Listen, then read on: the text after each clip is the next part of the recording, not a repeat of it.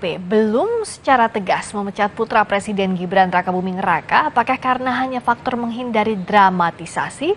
Analisis politiknya kami ulas bersama Wasisto Raharjo Jati, peneliti politik BRIN. Kami juga sudah mengundang perwakilan dari PDIP tetapi belum mengonfirmasi kehadiran hingga saat ini. Selamat malam Mas Wasisto. Selamat malam Mbak Priska. Gimana Mas Wasisto lihat PDIP yang gampang tampaknya soal status Gibran? Seperti gemas banget tapi membiarkan. Apa yang Mas Wasisto baca? Apakah ia takut ada dramatisasi? Baik, tentu anggapan itu hal yang normal ya bagi partai PDIP ya, di mana memang posisi Mas Gibran ini kan menjadi kader yang potensial bagi partai ini. Dan saya pikir untuk konteks ini ada baiknya perlu kejelasan sikap dan posisi ya. Karena memang kalau misalnya dibiarkan berlalu terus seperti ini, nanti malah justru membuat publik itu makin terjebak pada opini-opini yang tidak. Jadi tentu di sini yang paling utama bagaimana kemudian hal seperti ini ya, kegamangan politik ini perlu disudahi ya. Karena memang di kontestasi Pilpres mendatang kita perlu tahu kejelasan afiliasi politik, warna politik, sehingga tidak mendua seperti ini, Mbak Rizka. Kenapa yang ngambil sikap harus PDIP, Mas? Saya pikir baik Mas Gibran maupun PDIP perlu sama-sama bersikap ya di sini.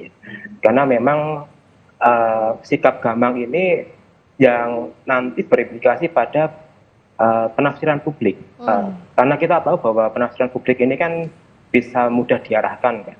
Entah itu oleh buzzer atau mungkin pihak partisan tertentu. Jadi hal seperti ini yang bisa membelokkan suara sehingga bisa memengaruhi pilihan politik kemudian.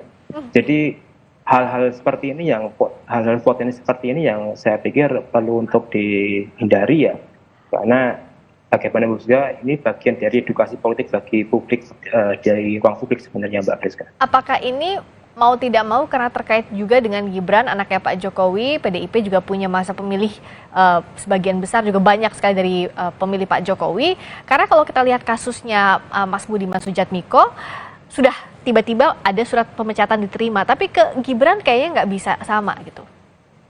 Tentu kita harus melihat bahwa kontribusi Pak Jokowi terhadap PDIP kan cukup besar ya, di mana dengan nominasi Pak Jokowi di tahun 2019 itu membawa PDIP 10 tahun berkuasa hingga saat ini.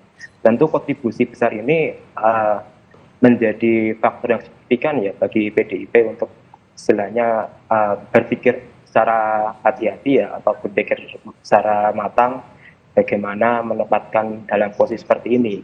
Karena kalau dibandingkan dengan Mas Budiman yang notabene kader partai juga, namun kalau kita perlu melihat bahwa kontribusi Pak Presiden Jokowi ini kan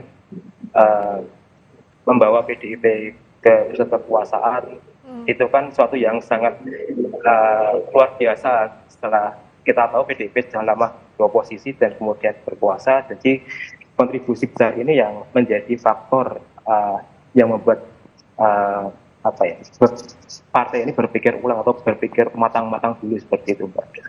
Dan tampaknya Mas Gibran juga bilang sudah pamit ke Mbak Puan, tapi saat dibilang Mas Hasto kayaknya sudah ada yang berubah ke kuning, membantah juga. Mas Wasisto melihat bisa jadi sampai akhir Pilpres statusnya akan ngegantung aja kayak gini. Saya pikir ini kembali pada persepsi publik ya untuk menilai lebih lanjut. Karena kita tahu bahwa bahasa politik kan selalu bersayap ya.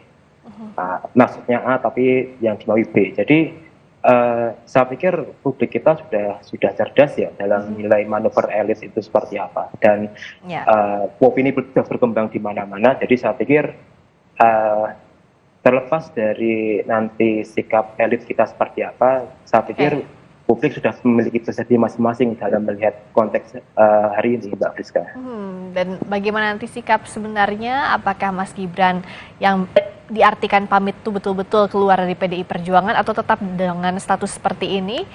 Kita akan lihat bagaimana perkembangannya ke depan ya. Mas Wasisto, terima kasih atas waktunya. Wasisto Raharjo Jati, peneliti politik BRIN, telah bergabung di Sapa Indonesia Malam.